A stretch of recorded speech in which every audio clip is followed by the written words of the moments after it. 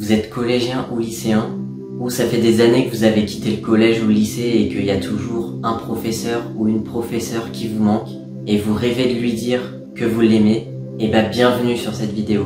Bonjour à tous, moi c'est Maxence et je suis l'auteur des livres M'as-tu c'est qui, avec le tome 1 qui va sortir le 1er octobre 2023 sur Amazon et sur Bookelis. Donc moi aussi je suis dans le même cas que vous, ça fait 18 ans que j'aime une professeure, enfin plutôt une institutrice, parce que tout ça a commencé à l'âge de 8 ans. Alors ici avec mon expérience de 18 ans, je vais pouvoir vous donner des conseils. Donc est-ce que c'est une bonne idée de dire à votre professeur que vous l'aimez? Ou est-ce que c'est mieux de ne rien lui dire? On va comparer les deux cas. Vous ne dites rien à votre professeur. Vous êtes là en train de vous demander est-ce qu'il m'aime, est-ce qu'il m'aime pas? Je dis il pour que ce soit plus facile, mais avec une professeure ça marche aussi évidemment.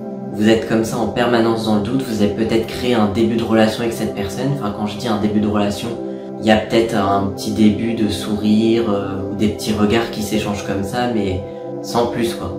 Et donc vous dans votre tête vous vous dites il me fait un sourire alors ça veut dire qu'il m'aime.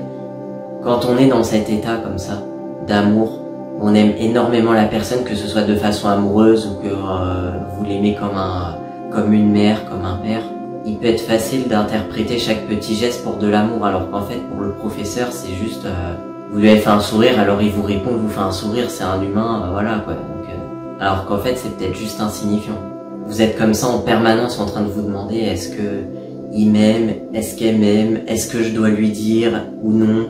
Et au final vous êtes là et en fait vous tournez en rond. Vous pouvez pas avancer.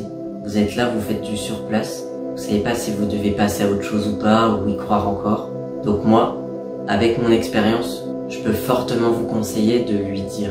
Peu importe comment vous lui dites, vous trouvez un moment où vous arrivez à être seul avec lui ou avec elle. Soit vous lui écrivez un petit mot sur un bout de papier, ou vous avez la force de lui dire à l'oral, ce qui peut être...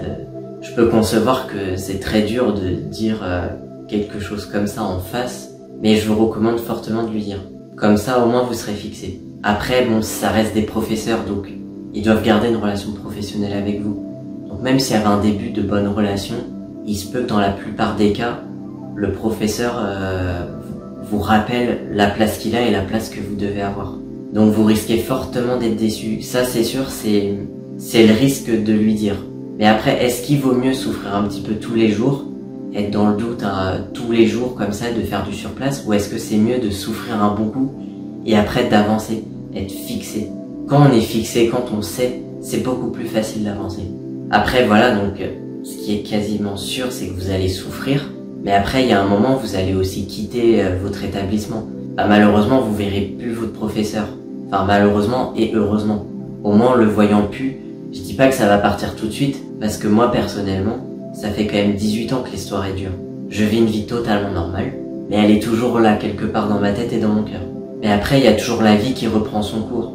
Après vous êtes dans un nouvel établissement, ou vous avez un travail, ou peu importe l'âge que vous avez, peu importe votre histoire, vous faites des nouvelles rencontres, vous découvrez peut-être de nouvelles passions et donc automatiquement vous remplissez le vide que cette personne a laissé. Pour ceux qui font partie des rares cas où le ou la professeure ressent la même chose pour vous, c'est tant mieux et moi je vous dis de bien profiter de votre relation. Profitez-en, sachant que pour la plupart c'est pas ça. Et pour ceux, les plus nombreux d'entre vous je suppose, pour qui le professeur ne ressent pas ça, je vous souhaite un bon courage. Je suis de tout cœur avec vous. Je sais que vous allez y arriver, je sais que vous allez réussir à passer au-dessus de ça. Vous allez faire de nouvelles rencontres par la suite, vous verrez, vous rencontrerez des personnes qui sont encore plus faites pour vous et vous aurez aucun effort à fournir pour avoir tout l'amour de leur part. Si vous souhaitez, j'ai créé un groupe Facebook, il y a le lien dans la description où vous pourrez venir raconter votre histoire.